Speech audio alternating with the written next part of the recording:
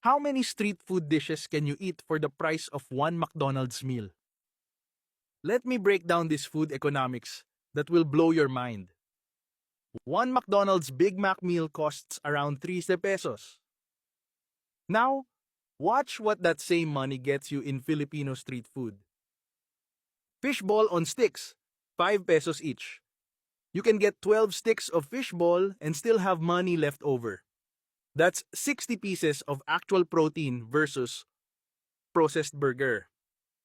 Kwek kwek or orange quail eggs, 3 pesos per piece. You could buy 20 pieces and get more protein and nutrients than that entire McDonald's combo.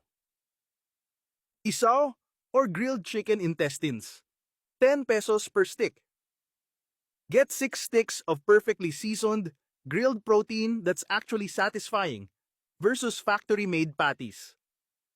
Banana Q, 15 pesos each. You could buy 4 pieces and get natural sugars, fiber, and potassium instead of processed fries with zero nutrition. Mix and match strategy. 2 banana Q, 4 isaw, 10 kwek kwek, and 8 fish balls.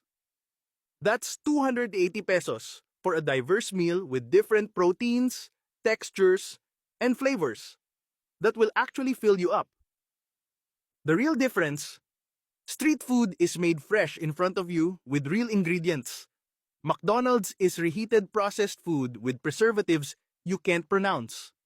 Plus, street food supports local vendors and communities. Your 300 pesos feeds a Filipino family instead of a multinational corporation. The value isn't just economic, it's nutritional and cultural. You get more food, better ingredients, fresher preparation, and community support for the same price as one standardized meal. Filipino street food economics prove that real food doesn't have to be expensive when it's made with care instead of corporate profit margins. Comment your favorite street food combination and like, follow, and share if this just changed how you see food value.